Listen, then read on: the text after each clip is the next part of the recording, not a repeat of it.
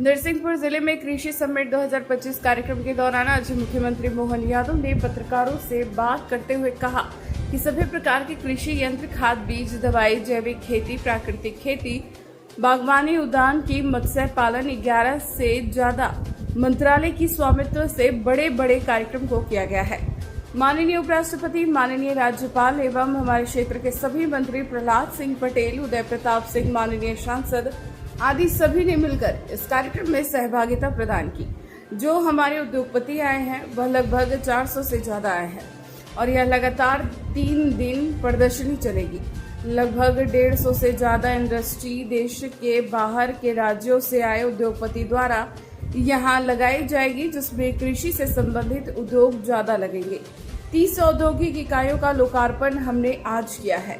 6000 से ज्यादा लोगों को रोजगार मिलेगा और जबलपुर संभाग में लगभग मंडल नरसिंहपुर, नर्मदापुरम, जबलपुर, सीहोर, जनकपुर, शिवानी ऐसी सभी जगह उद्योग लग रही है। जहां कभी इंडस्ट्री नहीं थी, नरसिंहपुर में 102 एकड़ का नया इंडस्ट्रियल पार्क घोषित किया है, जहां कृषि आधारित उद्योग यहां देने वाले हैं। लगभग 50 इंडस्ट्री लगाई जा रही है। मैं अपनी ओर से किसी तरह की कमी नहीं आने दूंगा। नरसिंहपुर से शरद नेमा की रिपोर्ट।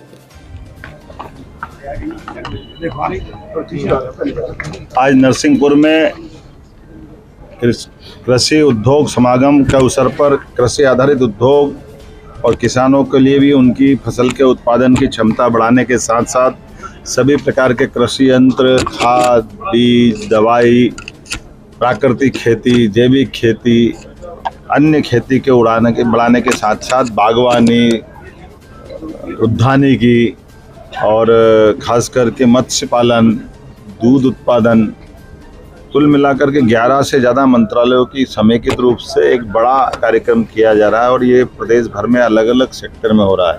पहले मालवा में हुआ, दूसरा महाकौशल में, ये आज कल परसों माननीय उपराष्ट्रपति श्रीमान जगदीप धनखड़ जी के साथ माननीय महामहिम मंगोई पटेल और हमारे इस क्षेत्र के सभी मंत्रीगण, माननीय प्रहलाद पटेल जी, माननीय गोविंद सिंह जी, माननीय राव उदय प्रताप सिंह जी, माननीय नारायण सिंह जी, सांसद हमारे तीनों, सबने मिलकर के यहाँ इस आयोजन में भागीदारी की है।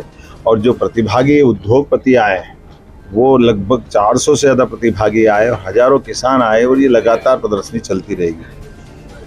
अति विशिष्ट 150 से ज़्यादा इंडस्ट्रियलिस्ट हैं जो देश के बाकी राज्यों से भी हमारे बीच में शामिल हुए, जिनने कृषि आधारित खाद्य प्रसंस्करण के अलग अलग सेक्टर के उनकी अपनी रुचि के अनुसार अलग अलग इंडस्ट्रियों में रुचि लेते हुए हमको आशय पत्र भी दिए हैं।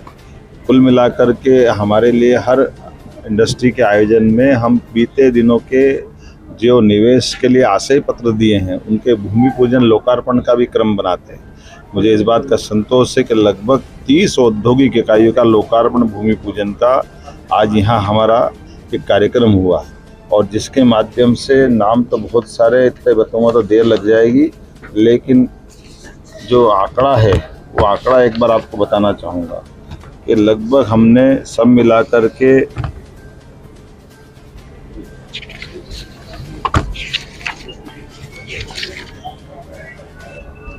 53 इकाइयों के 4376 करोड़ के निवेश है, जिसमें 6100 से ज़्यादा लोगों को रोज़गार मिलेगा।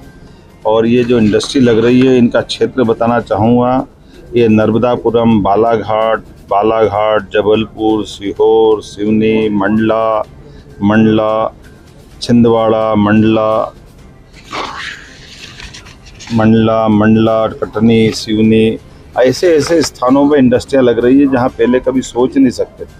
और इंडस्ट्रियों का प्रकार भी ऐसा है कि कोई अपनी बायोफ्यूल्स में लगा रहे हैं, कोई milk and milk products Sehore में लग रही है, एक जनक फूड्स सिवनी में लग रही है, Mount Kailash Agri Fresh Private Limited Mandla में लग रही है, जबलपुर में नहीं लग रही है, नरसिंहपुर में भी लग रही है ना। नरसिंहपुर में तो हमने 102 एकड़ का नया इंडस्ट्रियल पार्क भी घोषित किया है।